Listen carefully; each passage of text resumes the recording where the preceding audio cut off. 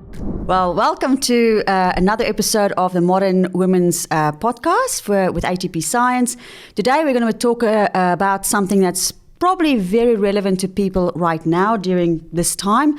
And we're going to talk about mental health because I think we all feel a little bit like that part of our well-being is being challenged a little bit at this point in time. And when we're going to talk about mental health, there's obviously a lot of different aspects of mental health, and we're going to focus a little bit more on depression and anxiety during this podcast. And there's quite a few different types of depression and anxiety. And we're first going to talk about the signs and symptoms. But I guess we also do want to make a kind of a disclaimer before we get into all of this, that if anyone is on any kind of medications, do not go off any medications. Always work with a healthcare practitioner and your doctor to get things right for you. But let's jump into it. Let's first look at the signs and symptoms of depression and anxiety so that we can see if the audience can identify with some of those signs and symptoms. So let's start with maybe something like depression. Nicole, what's the signs and symptoms of depression? Okay, so we're going to do general signs and symptoms because as we're going to get into, there is a lot of different types of depression. So we're just going to go with sort of some general signs and symptoms. And it can be a little bit hard because they can be, basically I'll start and you'll see. So obviously low mood is one. Loss of interest or pleasure in things that you used to enjoy.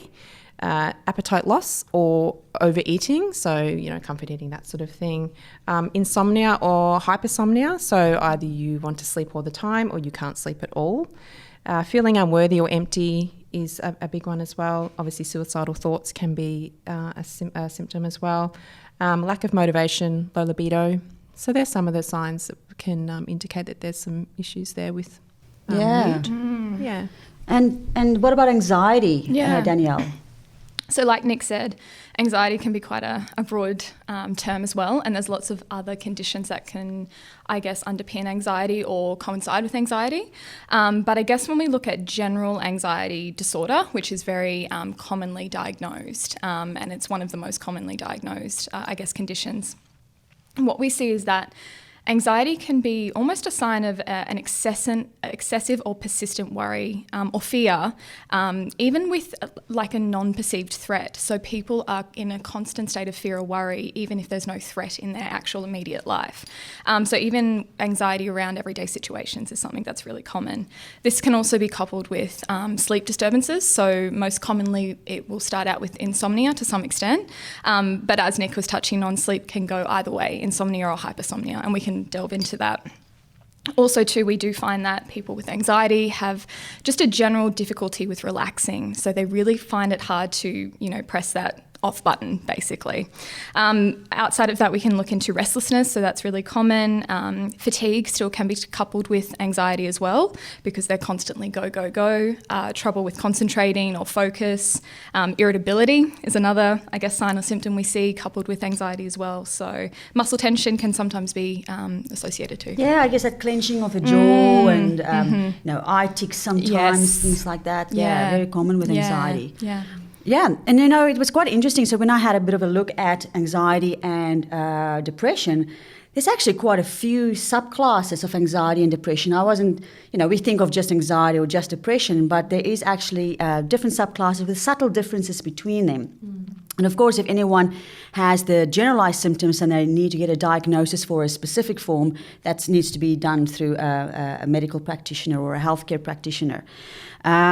So some of the different types of anxiety disorders. I think, Danielle, you touched on generalized anxiety disorder, or GAD as it's sometimes known, which is definitely one of your most common types of anxiety disorder. It's kind of like the name suggests, a generalized anxiety about nothing in specific, but just about everyday stuff. And it kind of like interfering or can interfere sometimes with the day-to-day goings on, I guess, in your life.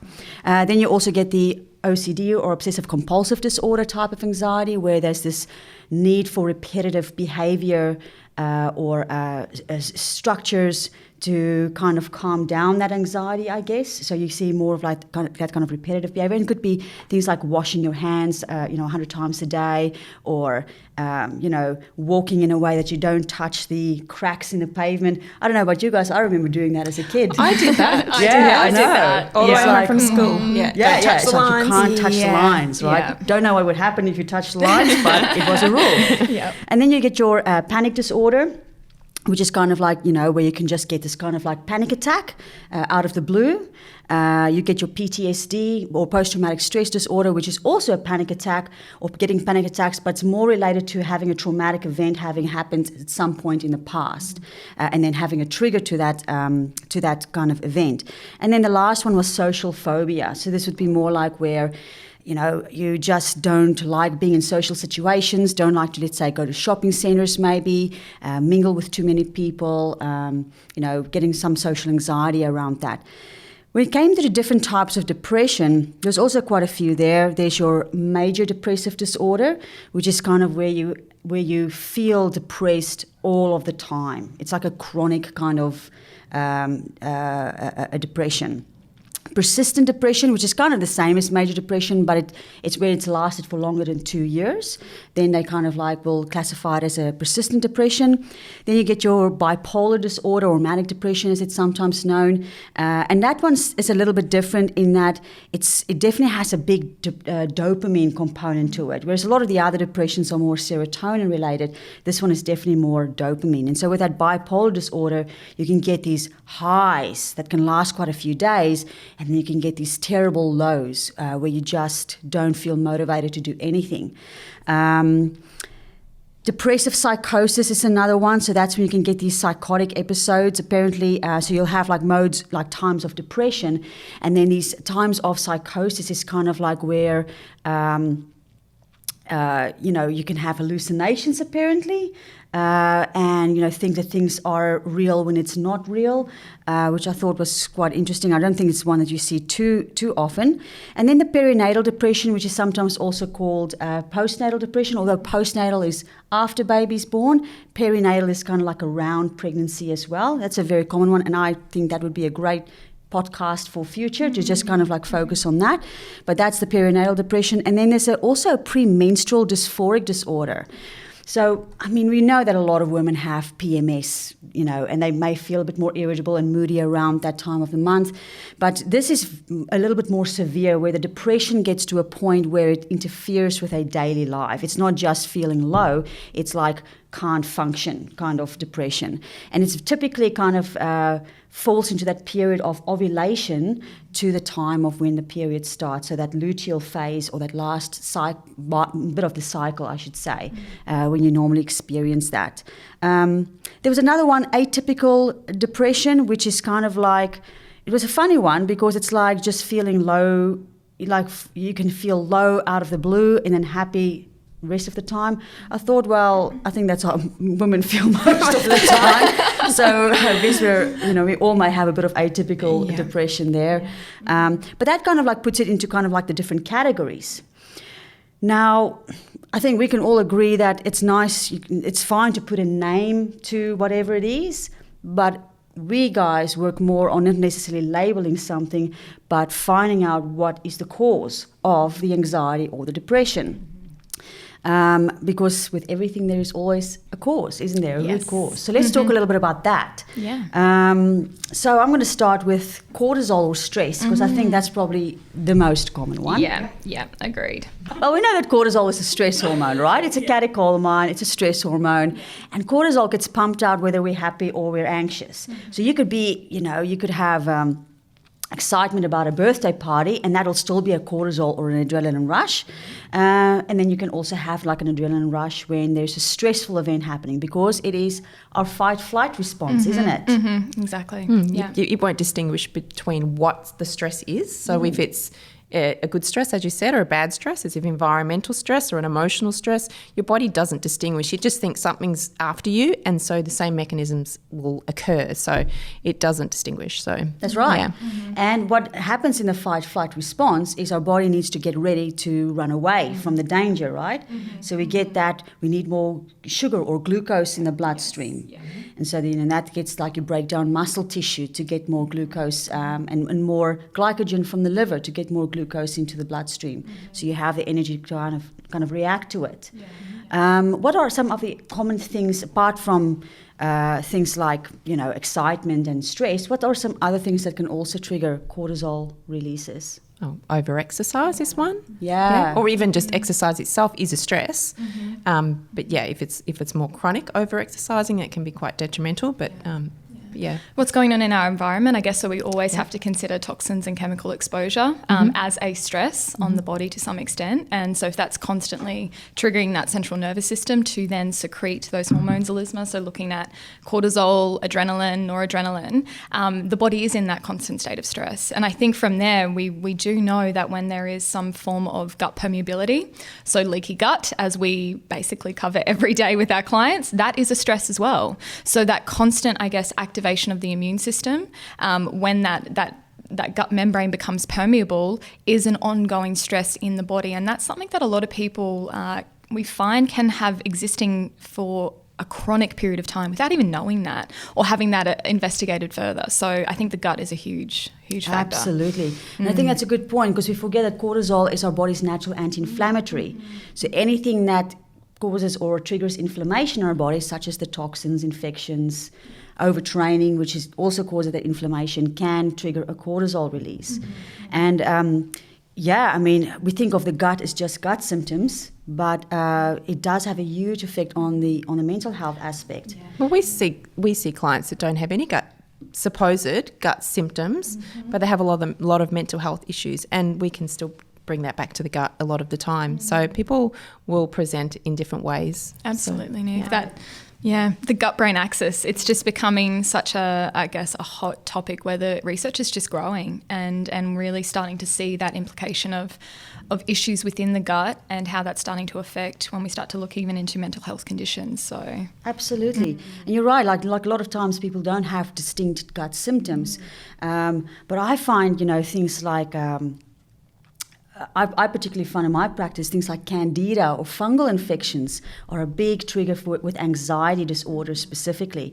And one of the reasons why is because candida is a big producer of interleukin-6, which is an inflammatory product.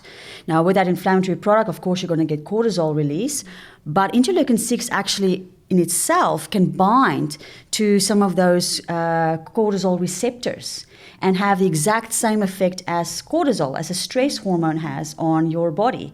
And I think that's sometimes what people don't quite realize is, these organisms produce stuff that can act like hormones in your body and then trigger responses. Yeah, definitely. Yeah, and that's really interesting, Elisma. Yeah. I think, and that's the other thing, because I think we speak about this all the time, but people not identifying with stress as well. So when we ask them, in terms of your stress levels, I think it's such a loaded question now, because people might come back to us and say, no, I'm not typically stressed. There's not a lot of stress in my life. But we have to then go into these other factors that they may not even recognize or associate with stress. And that's where we start. It's almost then adding that up. It's like, well, is there gut permeability? Are you overtraining or under-exercising is another thing. What's your sleep like, So, yeah. And the other thing around that I see a lot with clients is, like you said, Dan, they say, I'm not stressed, but they're so used to being in that, feeling that way. They might have done it for 10 years. They can't distinguish between the way they feel and being relaxed. So, if I say to them, can you sit down for 20 minutes and not do anything? Oh, no, I have to be busy. When we start to establish that there is underlying stress and we do start to get them to relax and do some more mindfulness things, then they can actually see that they were basically running in that sympathetic nervous system dominance all the time, and then they can start to see the distinction. So we hear it all the time. I'm not stressed, but they're so used to the feeling that way, you know? Yeah, and that's actually a good point, because if you're in a constant stress, state, or that sympathetic dominant state from, in the autonomic nervous system, and you get that constant overexcitation, that adrenaline rush, we know from our experience you can do that for a certain period of time, and then you start going the other way. You start going to the fatigue side, right? Because the petrol tank essentially runs a little bit empty. Now, that may be more when anxiety falls into a depression. Mm-hmm. So you may start off with anxiety and then eventually run into a depression because of that fatigue that you then start to experience. Absolutely. I think we can all agree that really biochemically anxiety and depression overlap a lot. Well, and sorry, Nick, you go. No, you go.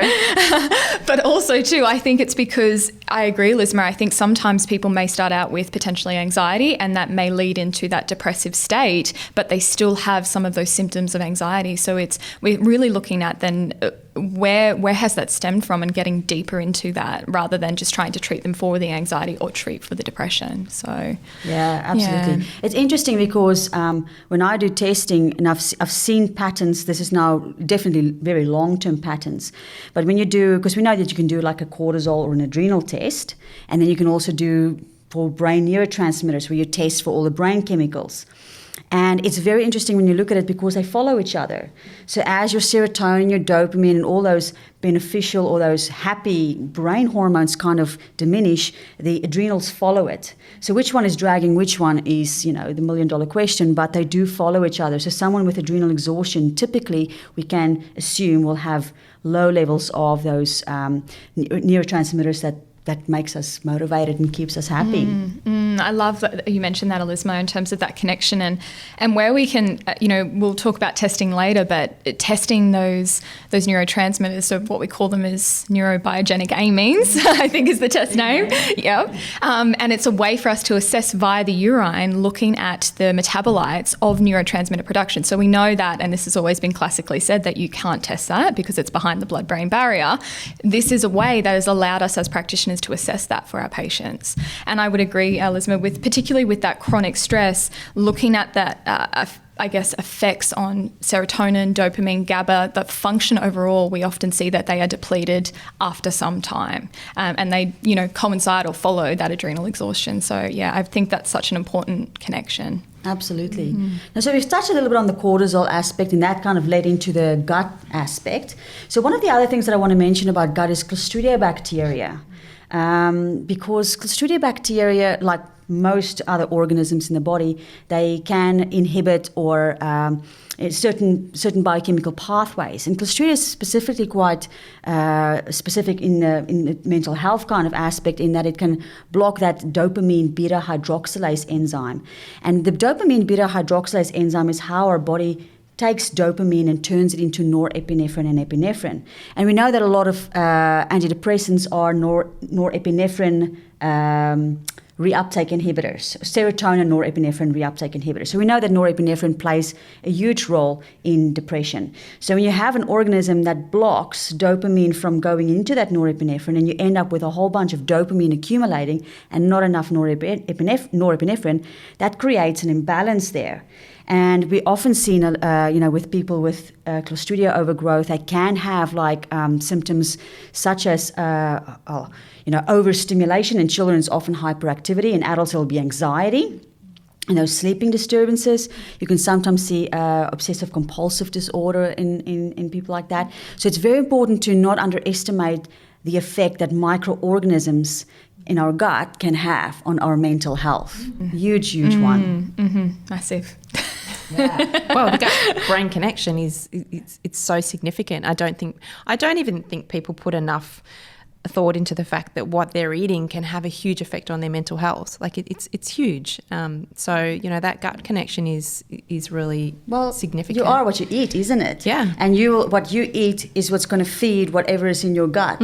So if you eat McDonald's, then you're going to feed the McDonald's loving guys and not the vegetable loving guys, right? Exactly. So it is unfortunately our responsibility in what we decide what grows in our bodies, right? Yeah, absolutely. Yeah. And I think some of the best research that's that's being done, particularly in Australia, around supporting depression and anxiety, even with people on medications, is diet. And we know how safe that is as well. Yeah. You know, like that's just, I think realistically as practitioners, we look at that and go, with anyone that comes to us with some form of mental health condition, starting with the diet is just the place we go. You know, it's almost like if we can even just improve that, we may see even better clinical outcomes without even starting with supplements. Absolutely, like an anti-inflammatory diet, right? Because we just talked about inflammation, pushing that cortisol, creating that anxiety. So anything you can do to kind of reduce that inflammation is a step forward. Well, it's like everything we say pretty much in every podcast. It all comes back to lifestyle factors as a foundation. You know, we could start to treat the mental health, but if we're not working on their diet and whether they're sleeping well and whether they're getting some movement throughout the day and some relaxation, then what we're doing is still going to be just a Band-Aid. Absolutely, especially with nutritional deficiencies. I mean, we talk about gut dysbiosis, but we also know that a lot of these organisms, as Danielle pointed out, causes leaky gut. And a lot of this can then interfere with nutritional absorption. And there's so many nutrients that we need for making our neurotransmitters. And the most important ones, I guess, in context with what we're talking about, is things like your serotonin and your GABA and your dopamine. And it's not limited to those. You know, we've got like 50 neurotransmitters in our brain, but they're kind of like the rough ones. So what kind of nutrients, you know, if we run at the risk of not getting enough nutrients absorbed or the right nutrients absorbed, and we're looking at diet, like what may be missing from the diet, what are some of the key nutrients that we need for making these crucial neurotransmitters? I think minerals, Elisma, is one of the biggest ones.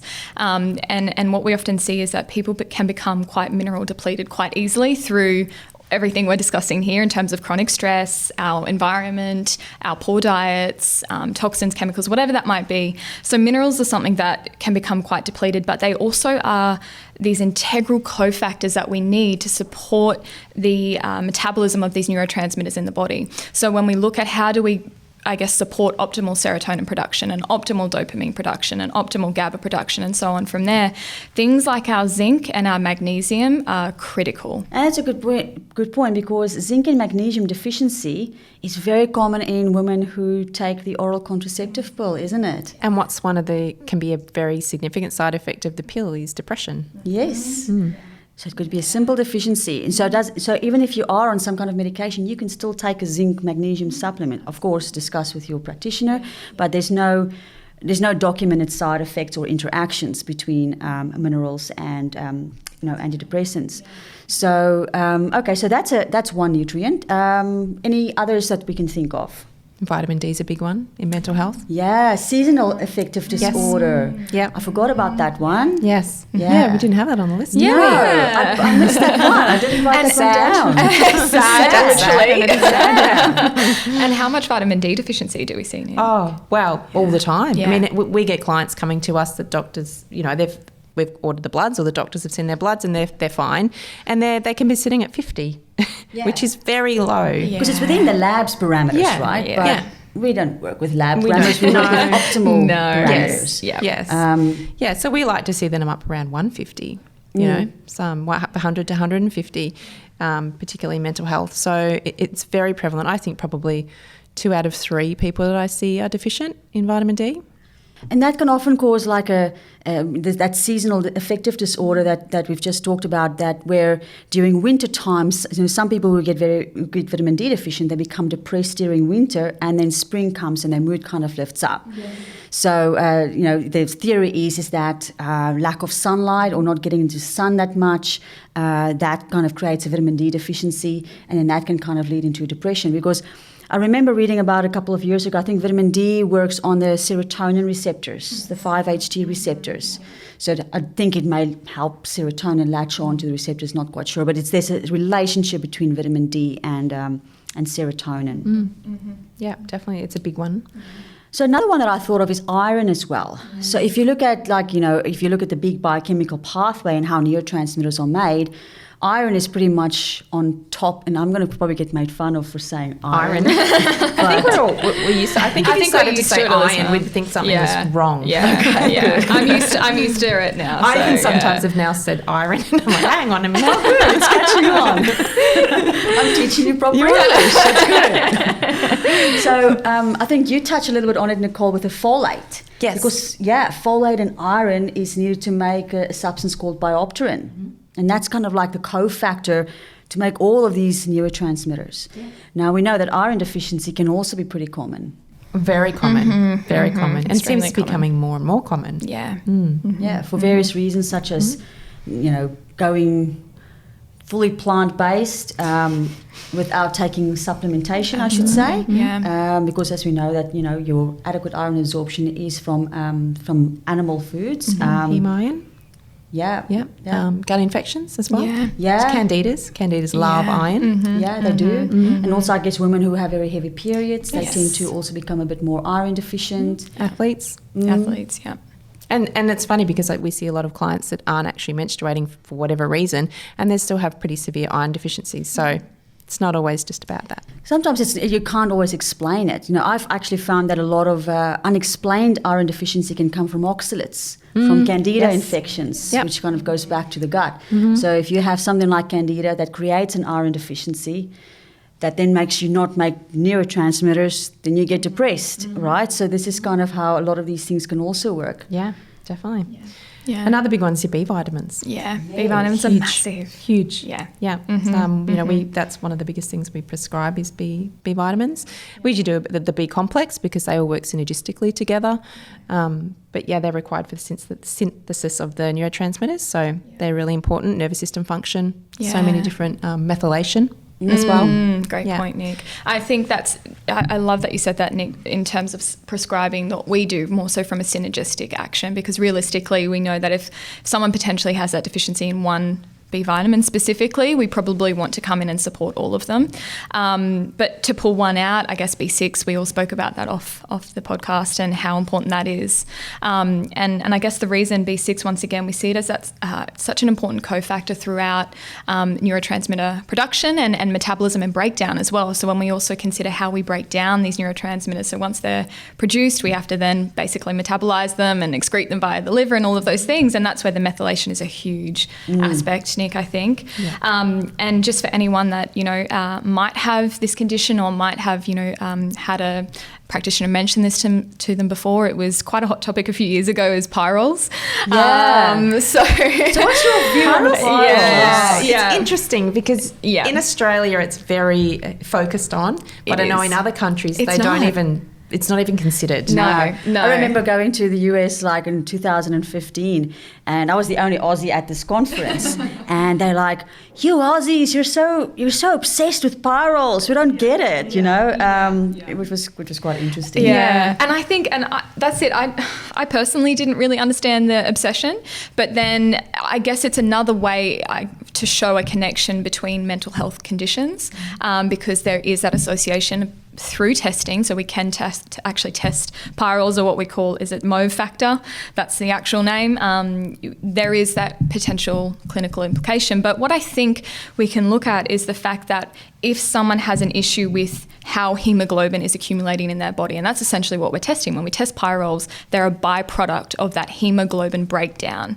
When we look at that, we come back to what we've been discussing already. It's the toxins, it's the chemicals, it's what's going on in the gut. So we're not really treating it differently. But it became, I guess, in our industry, a big buzzword. It did. And it was, the go-to is zinc and B6. And I guess we can see here that that's fine because we're probably using zinc and B6 anyway with these patients. So I think in my opinion, if a pyrrole level is slightly elevated, I see it more as a zinc B6 magnesium deficiency, right? It's very rare that you see those levels extremely elevated where it's like linked to very serious mental health issues. So maybe a good way of diagnosing a zinc B6 magnesium deficiency, because I don't know about you guys, but blood magnesium levels are not that accurate. No, I find. No. Yeah. I think it's funny, and we look at a lot of bloods, and pretty much everyone's magnesium levels come out the same. Yeah. So I don't put much Nick. stock into it. Yeah. I agree. Yeah. So I love that you kind of touched a little bit on the B vitamins. But, before we go through the methylation aspect, you made a very, you kind of mentioned it, and it's very important to actually look at the B vitamins because that's actually one of the first nutrients that gets deficient with athletes. Yes. See, I always thought it was magnesium. And it's like, no, if you actually look at the, a lot of the studies, vitamin C and vitamin B are the first two things that athletes get deficient in because they're water soluble. And we don't store them in the body. Yep. Yeah. And also you look at the adrenal, how they work on adrenal function and nervous system response. So obviously athletes have that high stress, HbA, a lot of them are HbA axis dysfunction. So they're burning through so much of that. Yeah. Just to try to keep things balanced. So B vitamins for active people, whether it's mental activity or whether it's physical activity, pretty important. Yeah, very. Now back to the methylation aspect, because we talked about cortisol and the stress hormones, and there's an enzyme called catechol O-methyltransferase. I think I said that right. Or COMT. COMT for sure. That's right. Steve can rattle them all very quick. I have to take my time. But that's a crucial methylation kind of enzyme that's involved in breaking down cortisol or these stress hormones, anxiety hormones, right? And they do need the B vitamins and things like that. But one of the other things that is very important for that COMT enzyme, apart from SAMe made by methylation, is magnesium and taurine. They're big ones, aren't they? They're huge. Yeah. And your adaptogens. Yep. A lot of your adaptogenic herbs as well. So I was often wondered if that's where the adaptogens come, kind of, if that's how they work, by working on that COMT pathway. Interesting. But I think that's it too, Elizabeth, because we know now, once again, genetics and genetic polymorphisms are coming into a lot of discussion when we see our clients and things like that. But we can't pin everything on if you have this gene. So MTHFR is one of the most, I guess, talked about but overused as a reason for why someone might have issues. Yes, you might have the MTHFR gene, whether it's heterozygous or homozygous. Yes, you might have an issue with COMT. You might have a SNP on your COMT gene. But once again, we're still going to treat beneath that. We're not just going to treat based on that, and it's based on the epigenetics. So it's in the environment in which those genetics are. So I think that's the other thing in terms of mental health. Sometimes people do want to go definitely into that genetic pathway and go, it's just based on your genes and this is basically why you're presenting with this. I probably wouldn't agree with that. So, well, I mean, I think it's up to 50%, 51% of the population have the MTHFR polymorphism, either one, a SNP or two, and some people are fine. Yeah. And some people not. Yeah. So, just treating that gene is not Well, fix the problem. work. It doesn't work. It doesn't work. Yeah. Yeah. And how many people do you see that they're on methylated forms of these things and they're actually they're worse? Yeah. So it's not all about just. Well, I know that's something that I see in my clinical practice a lot. Is I'd probably say that 95% plus of people with an MTHFR polymorphism does not test positive for the expression of that gene. Yeah. And I've had people testing positive for the expression of that gene that do not have any polymorphism. So absolutely, putting all your faith into just reading the genetics. The genetics is that's the blueprint. Or a very good analogy that I've often heard is genetics is loading the gun, but epigenetics is pulling the trigger. Yeah. So you can load a gun, it's not going to do anything unless you pull the trigger, right? Yeah. And that's where the epigenetics comes in, which is our environment, infections, the candida and the Clostridia that we've been talking about. Mold, I think you mentioned something about mold, Nicole. I think Dan mentioned mold. Was that me? Yeah, I think you mentioned mold. I mentioned heavy metals. We could go. Yes, mold is huge. Mold is becoming a bigger and bigger problem as we're seeing so often now. Water damaged homes, things like that, and it can be really detrimental with the mold spores, the effects they can have. Yeah, and I think this is, I don't want to come back to stats and things like that, but in terms of looking at mold, that what we call the biotoxin pathway, is that right, Elizabeth? Yeah, and basically when we look into genetics there, and this can be, it's been more widely tested, is that something like 25% of people, so a quarter of the population, have certain genetic susceptibilities to how they break down mold. So once again, we're all potentially in that group. So out of the four of us, 5 of us here. Okay. One of us probably has, Yeah. that potential issue. And basically when we start to look into mold, the certain hormones that are associated is the melanocyte stimulating hormones. Yes, that's a big one. Leptin, I think, is another one. Leptin, yes. Vasopressin. Yes, yep. And what we see is that how they start to, so if I look at the MSHs, so the melanocyte stimulating hormones, where they can start to potentially trigger mental health challenges or mood changes or whatever that might be, they affect melatonin, they affect endorphins, they affect our ACTH, so our cortisol, they affect androgens, so we start to see low testosterone, DHEA, and we know that even mood can coincide with that.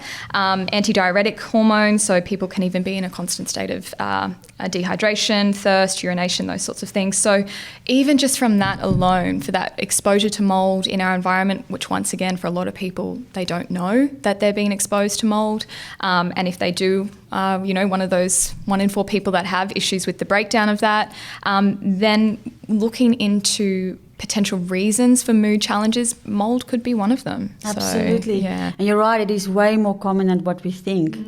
And a lot of people will say, oh, but I live in a brand new home.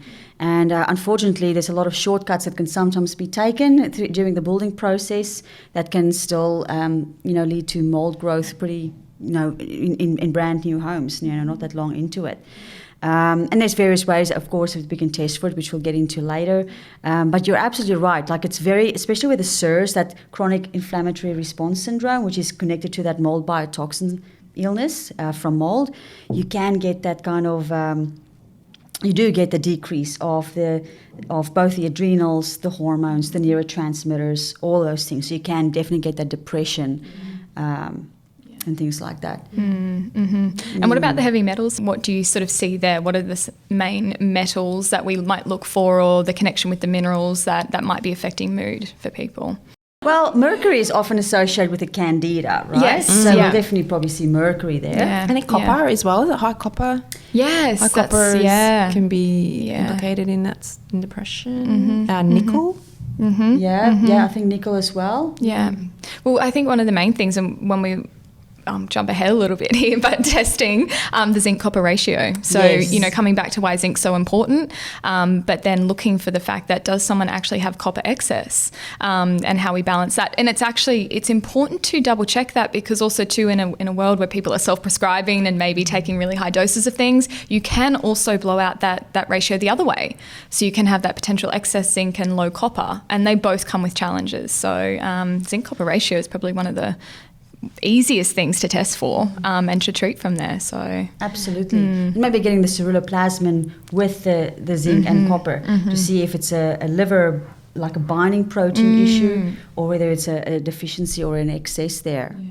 Very, very good point there. All right, so that's kind of like looking at, we've looked at cortisol, we've looked at the gut, we've looked at some of the genes. One of the other things that Nicole had a bit of information on is histamine, which I thought was very interesting. Yeah, well, histamine is a neurotransmitter. I think some people don't realise that. So it's very important. We need it for lots of different things. And I guess going back to anxiety, we can see a lot of people that do have trouble breaking down histamines and can end up with histamine intolerance can have a lot of anxiety symptoms. So that's, and it's funny because we were talking about medications before, and what do a lot of people do or take when they have anxiety. Valium is a big one. And Valium actually blocks the function of the DAO enzyme, diamine oxidase enzyme, which helps to break down histamines. So they're taking a Valium to help their anxiety, and their anxiety is going up because their histamines are rising as well because they're unable to break them down. So high histamines and low histamines it's very common that we see people I see high histamines more often, but definitely people with low histamine can have issues as well. Yeah. I've seen some low histamine when we do the neurotransmitter testing. So you're right, it can go either way. And it's actually really interesting, I was just researching this yesterday for for one of the ebooks we're writing for ATP, and it was an interesting thing. I was looking at the gut kind of connection with something completely unrelated to what we're talking about today, but there's actually gut bacteria that determines whether histamine, or I shouldn't say histamine, mast cells, whether mast cells migrate from the blood into the gut, because the mast cells can migrate. You can sometimes have more mast cells, which are those cells that releases histamine. You can sometimes have more of it in the gut, and sometimes you can have more of it in the bloodstream. And depending on your gut bacteria, it'll depend whether there's more in the gut or whether there's more in the bloodstream. So I think it needs to be kind of regulated, but it is when you get too much histamine in one area, and especially those mast cells kind of falling apart and then releasing all of this histamine, that you can then get either these high histamine kind of symptoms. Yeah, interesting. Yeah, I thought it was really interesting. Yeah. I want to delve a little bit more into that. I didn't get too much to it. But Yeah, you'll have to put that on the list. Yeah, definitely. Definitely. All right. Yeah, you're right. Like histamine can bind to brain receptors. It's not just allergies and sinus like we all think. Yeah. And this is something maybe if someone takes an over-the-counter antihistamine and it makes their mood feel better, well, that may be key information as to where your anxiety or depression or mood disorders could be coming from. Yeah, definitely. So let's talk a little bit about the common antidepressants or anti-anxiety medications that some of our listeners may be on, or that's often prescribed in medical mainstream medicine. So let's start with the antidepressants. So what are some of the common types that we see? I've got that. You mean the SSRIs? Yeah. So the groupings of them, I guess. Yeah. So the selective serotonin reuptake inhibitors, or selective norepinephrine, adrenaline, reuptake inhibitors. Yep. Or you can get the combination ones, right? Yes. And for those listeners out there, reuptake inhibitors pretty much work on when a brain chemical like serotonin or norepinephrine is released. It generally what would happen is that chemical will be reabsorbed and recycled. So what a reuptake inhibitor does is it kind of closes that door so that brain chemical does not get reabsorbed but stays longer in that space between the two nerves. So the longer it stays in that space between the two nerves, the longer the action is. So it's not actually giving you more serotonin or giving you more norepinephrine. It just allows it to circulate for a little bit longer before it gets recycled. So that's that one class of drugs, your reuptake inhibitors. What's another class of drugs that we often see as well? I'd say the benzodiazepines, Elisma, is one of the most common. And basically this one works a little bit differently in the body. It works to affect GABA activity. So it can augment that activity somehow in the body. So we know GABA it's a very calming inhibitory neurotransmitter. And so what it does is it has, I guess, an impact on the receptor, so GABA receptors, but also we often find, and this is just some potential theories, but what is often being touted, that the benzodiazepines can be a central nervous system depressant. So it really calms everything down, which for some people, yes, we want to achieve, but then can that have almost an opposite effect? I guess that's a question we ask when people take something like a benzodiazepine long term as well. Well, I know it's very common. Like benzos are known to be very addictive in the sense that it's very, very hard to get off them once you are on them. Still, if you are on them and it's prescribed, then don't go off any of those. But that's interesting about the GABA because we know that its antagonistic neurotransmitter is glutamate. And glutamate, often in our industry gets a bad name, but it's actually the most abundant neurotransmitter in our brain is actually glutamate. And glutamate is responsible for that excitation. Now, we need that to make us function, to get us going. But it's when you have a disproportionate amount of glutamate or glutamic acid to GABA that you start getting too much overexcitation, when you get that insomnia and anxiety and all of that kind of stuff. But glutamate needs to be converted to GABA, right? And the nutrients that we need for that conversion is? Zinc. B6, magnesium. Absolutely. Yeah. So, and taurine is also kind of, it helps to bind to those NMDA receptor that glutamate binds to, right? And can also dampen that overexcitation. So all of those minerals have a calming effect by taking some of that excessive glutamate that's creating that anxiety and turning into the calming GABA, which can then bind to its own receptors, the GABA receptors, which is where the benzodiazepine kind of binds onto. So I guess we want to try and optimize our own GABA production instead of just trying to find other ways to kind of bind to those receptors. Yeah, exactly. So another one I thought is the MAO inhibitors as well. MAO is another enzyme. You get the MAO, the monoamine oxidase gene that encodes for the MAO enzyme, and that has the job of processing serotonin. I think even histamine as well. I think histamine, yeah. Yeah, it's all your amines Yes. that gets processed through there. So another kind of a role with the histamine, right? Yeah. So that is interesting. Like you mentioned, like if someone takes an MAO inhibitor, for instance, and then it's not breaking down, it's blocking serotonin, but it can also block histamine, right? Yes. And then if you're block the breakdown of histamine, you mean? Yeah. So then your anxiety actually rises. Yes. If it's a histamine-related anxiety. Yeah. And then you've got to also be careful, especially with MAO inhibitors as well, with the serotonin building up. Serotonin syndrome can be an issue. And what's kind of like the number one sign and symptom of serotonin syndrome? Agitation, anxiety, that sort of thing. Raciness. And the high blood pressure as well.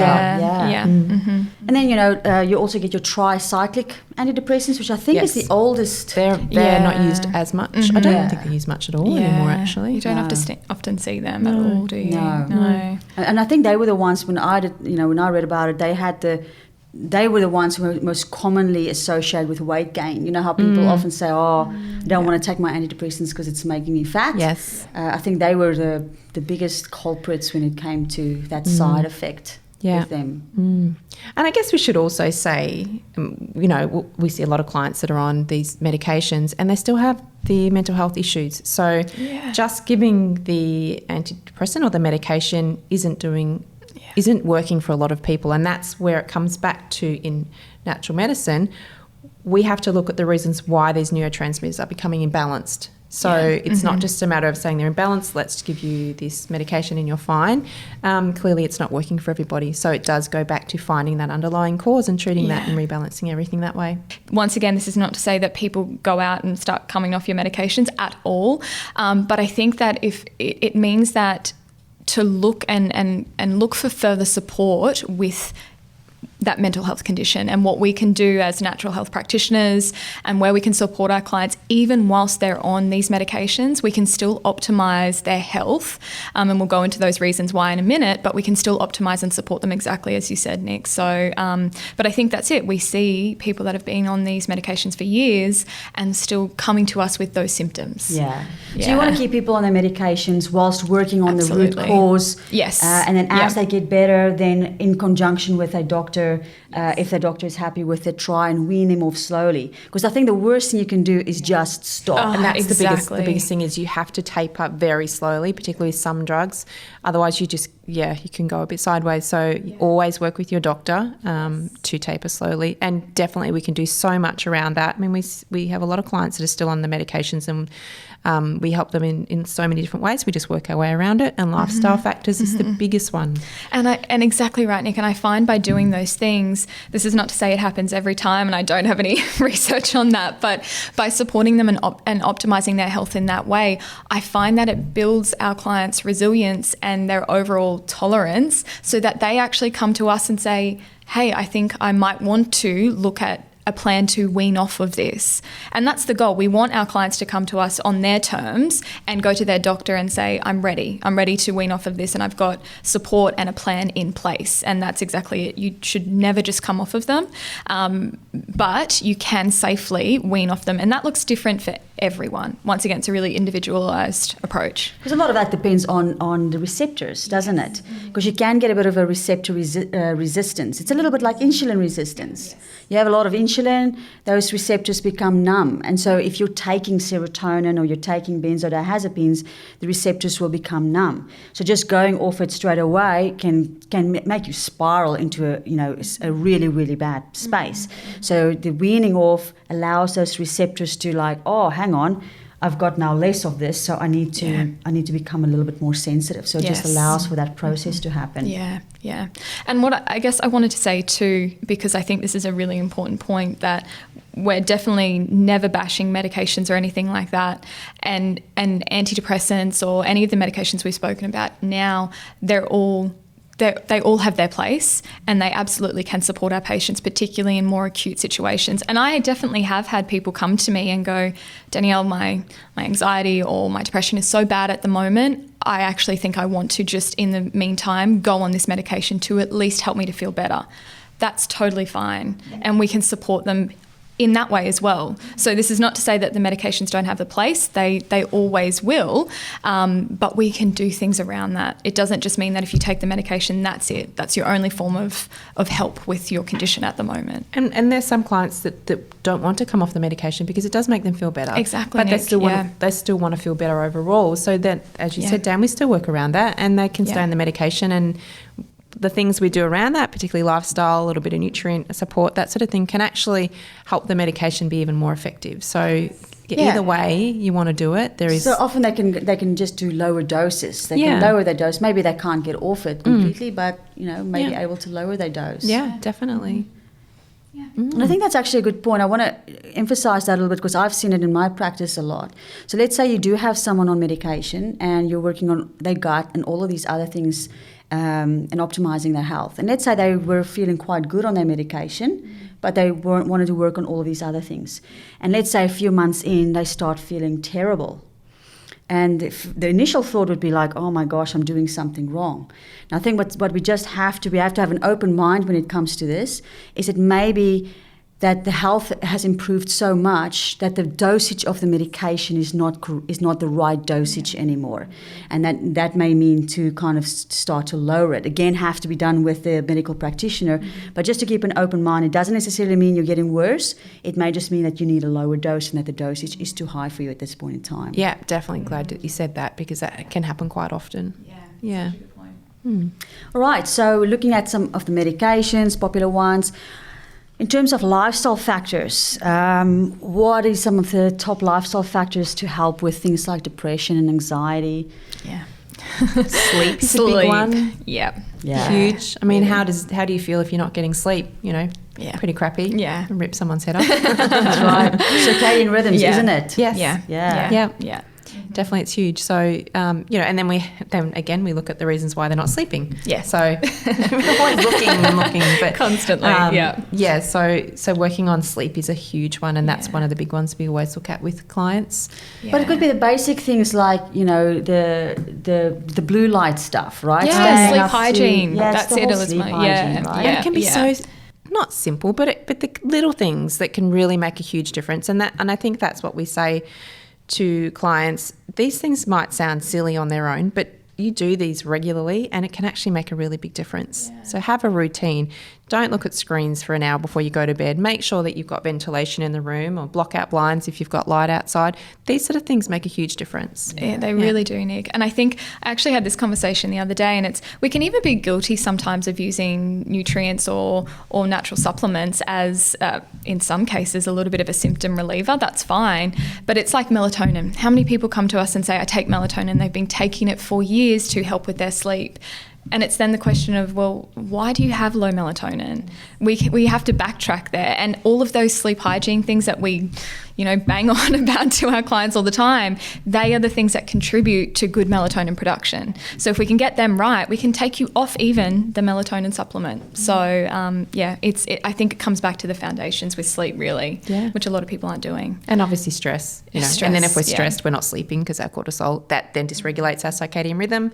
So we have to look at the stress factor as well. And is it again, come back to what we said earlier, is it environmental? Is it something that's going on physiologically? Is it emotional? And target, sort of pinpoint what it is that's causing that stress and work on that. Yeah. And then things like your vitamin D, the sunlight, so getting into the sun. And I want to add oxygen in there as well. I know it sounds so silly, but how many people are shallow breathers, and our brain needs oxygen. All the enzymes in our body needs oxygen. Well, shallow breathing stimulates the sympathetic nervous system. It does. More fight or flight. So, So deep breathing can have a profound effect. Maybe Puts you that's back in where- that parasympathetic. Yeah, maybe that's where meditation kind of comes in. Maybe it's that forcing you to kind of deep breathe and all of Yeah. that. Yeah. Well, I think I've said it a few times, but you look at how babies breathe. They breathe from their stomach. When, as we get older, we start to shallow breathe from our chest. But we are supposed to breathe from our stomach and open that diaphragm. So that's how we're designed. That's why, when we don't do that, the body thinks that something is wrong. So it will, turn on that stress response. And then I think it's in terms of the dopamine depression, because the dopamine depression is very much characterized by lack of motivation. It's not necessarily that depression where you can't get out of bed or you feel necessarily suicidal, but more that I just couldn't be bothered, and more like just going through the motions, and often characterized by a symptom we call anadonia. And anadonia just means a lack of joy. It means you're not really sad, but you're not really happy either. And that's kind of your dopamine kind of depression, right? So doing things that will raise your dopamine. And unfortunately, there's a lot of good things, but also bad things that can raise your dopamine. So things like alcohol can raise your dopamine. Yeah. And during this time, I think a lot of people are engaging in that activity to make themselves feel better. But exercise can also raise dopamine. It will be different for different people. So maybe find something that gives you that dopamine rush that makes you feel better. It is. It's doing those things that give you that I guess that hit of dopamine, but bring you joy. So many people are neglecting that side of things and that creativity and I think we, even exercise, I know a lot of people do that for that reason. They love it. Some people maybe not so much, but it's even just that movement. Find what works for you. That will bring you that most, satisfaction realistically, and will get you out of bed. That's the other thing, isn't it, Lisma? It's like, what are we actually getting ourselves out of bed for each day? And I think that's a really good point, Dan, because I see so many people that say with stress management, I try to meditate, it stresses me out, or I try and do yoga, but I hate it, or I'm going to the gym every day and it drives me insane. And it's like, well, that's causing you more stress. So it's counterproductive. Exactly. So you need to find what works for you. And if for somebody, like you said, Dan, they may not be able to meditate because they hate it and it stresses them out, but they can go for a 5K run and feel so calm and relaxed. So it's exactly that. It's what resonates with you and what actually calms you down. Other people might be going shopping and that switches them off. So meditation isn't the act of sitting there and chanting. Meditation is turning off the mental chatter, focusing on one thing and being in the moment. So that can involve whatever you enjoy. Yeah, could even be listening to music. Like some people really get into their music and stuff. Like that's a stress reliever for them. Some people just like to sit on the beach. Go for a bushwalk. That sounds amazing. Bushwalk, yes. Beach is good. Either or. It's all of those like little activities, right? Yeah, exactly. And then obviously, as we've touched on before, a nutritious diet, getting all those nutrients in. I think you mentioned something about the omega-3s. Yes, yeah. So much research, and I won't jump into it now, but our omega-3s, particularly EPA, has been shown a lot in terms of the research to really support when we look into mood disorders and cognition. And I think this is the other thing, what we see coupled with when people have, say whether it's anxiety or depression or any of the other disorders we've mentioned today, cognition can be extremely affected. And it's also, is it the chicken or the egg? What came first? Is it that the concentration, the memory, the focus, were they affected first and then the depression and anxiety stem from there, or was it vice versa? Often we can't tell, but when we look at how we can better support the brain, omega-3s and really that EPA particularly are highly important. And we can get that through supplementation, and we can take that once again really easily and safely with medications if people are on medications. But we can also get it through our diet. And that's where getting people to eat more of those fatty fish, salmon, mackerel, sardines, getting that in their diet more so is going to be really, really important. So I think, omega-3s is a huge one. It's one of my first go-tos. And even if you get the omega-3 precursors from plant-based foods, we can convert them into the EPA and DHA but we do need zinc and magnesium to do that as well, don't we? Magnesium. One thing I will say about particularly omega supplements is be very careful what you get. And they now have microplastics in them because of all the plastic in the ocean. So you have to be really careful on what you choose. Use either practitioner-only product, or there are other alternatives, so plant-based alternatives as well, as you said, some really good products as well. So that's something to be really mindful of, because that can actually be counterproductive to what you're trying to do if you're having a sort of a toxic supplement. Absolutely. I'm glad you mentioned that, because I think there was some research that came out 6 months ago, but just a couple of days ago there was an article that said that there's, I can't remember if it was 10 times or 100 times. I like 100 times more. Let's go with 100 times. Yeah, let's do that. There was lots more microplastics in the ocean than what was first thought. Yeah. I mean, they already knew there was a lot of plastics, but now it's like, oh my gosh, it's way more than what we thought. Yeah, it's pretty scary. Yeah. And I think that's a really good point as an overall, Nick, that you make there in terms of exposure to whether it's plastics or toxins or chemicals from the environment, is where we can, and I know this isn't always achievable, but where we source our food from. So in terms of even just our fruit and veg each week, can we find organic sources? Can we go to a farmer's market and have a chat with the farmer, whatever that might be, at the very least? And I actually find myself saying this more to my clients lately, is washing those fruits and vegetables before you cook or prepare them. So we're trying to minimize our exposure to, once again, the burden of what's in the environment as much as possible, because we know the effect that long term that could even have on our mood. So I think how we source those things is really important. Absolutely. Definitely. Yeah. Any other nutrients or lifestyle recommendations? We've gone through a lot I think of the we nutrients. have. Well, I guess in Talk a bit terms about of herbs. Yeah. Well, I guess one of the ones we all spoke about, which is so common as a sort of anti-inflammatory, but looking into the studies around mood as well, is turmeric. So that turmeric could be, is a big one. Yeah. Turmeric, saffron. Saffron's a new player. It's only been out, sort of really had a lot of research done over the last few years, but it can be very effective at mood balancing. Yeah, specifically on the serotonin, I believe. Yes. Yeah. Yeah. And you've got rhodiola, which is more specific, I think, on the COMT enzyme, so it preserves that dopamine, so, encouraging the dopamine. And I think another one is ashwagandha or withania, as they sometimes know, which works on the GABA receptors. That's right. Yeah.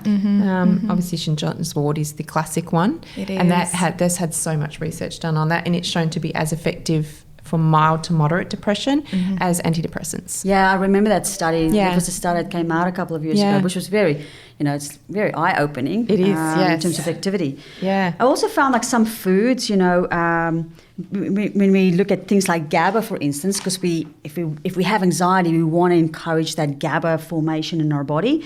But you can actually get GABA from some foods, like apparently you can get it in varieties of green, black, and oolong tea, as well as fermented foods such as kefir, yogurt, and tempeh are apparently good sources of GABA, which I thought was very interesting. I heard something about rooibos tea. You should know that. You're South African, Elisma.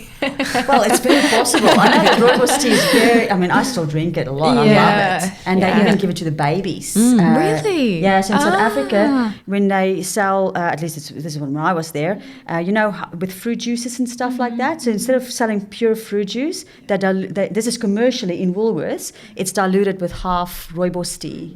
That's amazing. great. It's so full of antioxidants. It's very high in antioxidants, yes. No caffeine. No, caffeine free. Yeah. So maybe that's what makes the baby sleep better. I don't know. Maybe. Interesting. Caffeine. Is that something that, I don't know, I found particularly with anxiety, I've had to be wary of with some clients. So it's not to say that caffeine is always going to be an issue, but a little bit of an experiment is if they can take themselves off of caffeine for, say, a few days or a week and see if their anxiety improves or lessens in any way. Could caffeine be something that's affecting that? Because we know the effect that caffeine will have on the adrenals, stimulating those adrenaline, cortisol production, and then that flow-on effect to those symptoms. Good point. And I'll drop in there blood sugar imbalances. Yes, that's a big one. I think they said that up to, and don't quote me on this study, but up to 45 to 50% of diabetics have depression. Wow. So that's that blood sugar That's connection. really interesting, Nick. Yeah. Because what happens when your blood sugar levels drop, your body starts to pump out cortisol to make to turn more protein into glucose. Yeah. Or more amino acids into glucose. Yep. And that's obviously then you get the anxiety with all of that. Yeah. So all your stimulants, they can be a little bit detrimental. Your alcohol, sugar. Sugar is a huge depressant for a lot of people. Gives you that high and then the drop. Yeah. So there's that blood sugar again. The alcohol is an interesting one because it does bind to GABA receptors as well. And this is one of the key reasons why, you know, I'm not going to stereotype, but why a lot of mums need to have a glass of wine in the afternoon. I feel like Elizabeth brings this up every podcast about the mums and their wine. I feel like this might be a personal. I feel like we're missing out on something. No, I'm just using this stereotype here, but it's kind of like, it's a common reason why a lot of people after work have a drink. Yeah. And it calms them down. That's the initial response, at least. So, of course, if you keep on drinking, it's going to have completely the opposite response. But I guess if you find that alcohol relaxes you, you may want to kind of investigate your GABA pathway and how you can optimize that in a different way so that you don't get reliant on things like alcohol. Yeah, so true. Definitely. Anything else? I think we've pretty much covered most of it. Quite a bit. Yeah, I think we really have.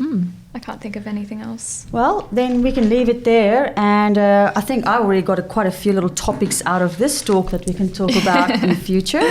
Nice. So hopefully, you know, we will be talking about that. Yeah. But yeah, so we'll leave it at that. We'll have obviously some information underneath the podcast for helplines for anyone who may be suffering from mental health issues at this point in time. But thank you very much for listening, and very, very nice to be chatting with you girls again. Yeah, in the new podcast room. We never even mentioned podcast room. We didn't mention it. We christened it, didn't we? So we're the first ones in. Yeah. So it's got a good. It's been great. It's got a good feel. Yeah. Dull lighting, greenery. What more could you want? Awesome. Well, we'll chat again next time. Yeah, sounds good. Thanks. Bye, guys. Bye.